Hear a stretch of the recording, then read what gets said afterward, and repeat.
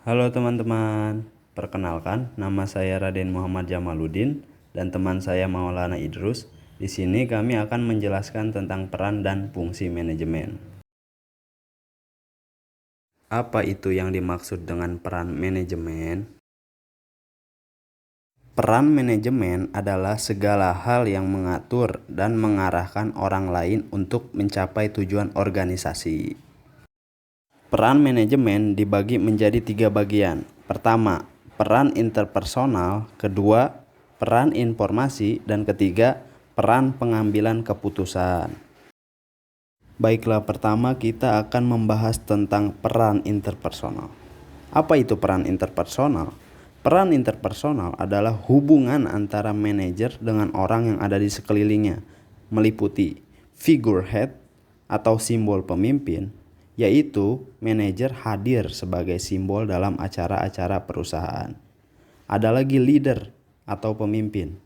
Manajer menjadi pemimpin yang memberikan motivasi dan mengayomi para karyawan serta dapat mengatasi permasalahan yang timbul. Dan yang terakhir adalah liaison atau penghubung.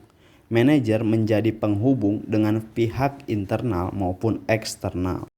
Dan apa itu peran informasi? Peran informasi adalah peran dalam mengatur informasi yang dimiliki yang berasal dari dalam maupun luar organisasi. Peran informasi ini dibagi menjadi 3 bagian. Pertama, monitor atau pemantau. Tugas monitor atau pemantau ini yaitu mengawasi, memantau, mengikuti, mengumpulkan, dan merekam kejadian peristiwa yang terjadi baik secara langsung maupun tidak langsung. Yang kedua, diseminator atau penyebar. Tugasnya diseminator adalah menyebarkan informasi yang didapat kepada orang-orang dalam organisasi. Yang ketiga, spokesperson atau juru bicara. Tugasnya yaitu dia mewakili unit yang dipimpinnya kepada pihak luar. Yang terakhir adalah peran pengambil keputusan. Apa sih yang dimaksud dengan peran pengambil keputusan? Peran pengambil keputusan adalah peran dalam membuat keputusan baik yang ditentukan sendiri maupun yang dihasilkan bersama pihak lain. Nah, ini juga dibagi menjadi 4 bagian.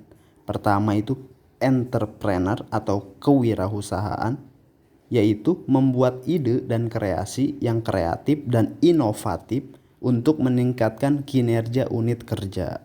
Yang kedua, disturban, handler atau penyelesaian permasalahan, yaitu dia mencari jalan keluar dan solusi terbaik dari setiap persoalan yang timbul.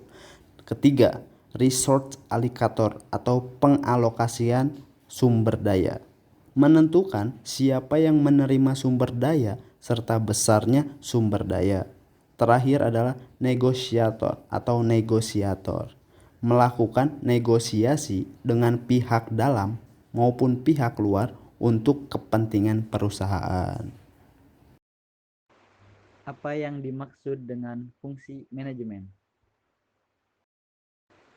Fungsi manajemen adalah elemen-elemen dasar yang melekat dalam proses manajemen dan dijadikan acuan manajer dalam kerja. Fungsi manajemen terdiri dari perencanaan, pengorganisasian, penyusunan pengorganisasian personalia, pengarahan, dan pengendalian. Perencanaan atau planning adalah penentuan berbagai strategi yang dibutuhkan untuk mencapai tujuan. Pengorganisasian adalah aktivitas pembagian tugas yang akan dikerjakan dan pengembangan struktur organisasi yang sesuai dengan tujuan agar pekerjaan dapat diselesaikan dengan baik. Penyusunan pengorganisasian personalia adalah suatu proses penyusunan struktur organisasi dan tersedianya sumber daya yang terdiri dari tenaga, keuangan, sarana, dan prasarana. Pengarahan adalah aktivitas yang berhubungan dengan pemberian bimbingan, saran-saran, motivasi, penugasan, atau instruksi pekerjaan. Pengendalian adalah serangkaian pengawasan agar pekerjaan berjalan sesuai dengan rencana yang telah ditetapkan. Nah, seperti itu kurang lebihnya. apa yang dimaksud dengan peran manajemen. Sekian dari kami, saya Raden Muhammad Jamaluddin dan teman saya Maulana Idrus mengucapkan terima kasih sebanyak-banyaknya karena sudah menonton penjelasan kami. Dadah, stay safe.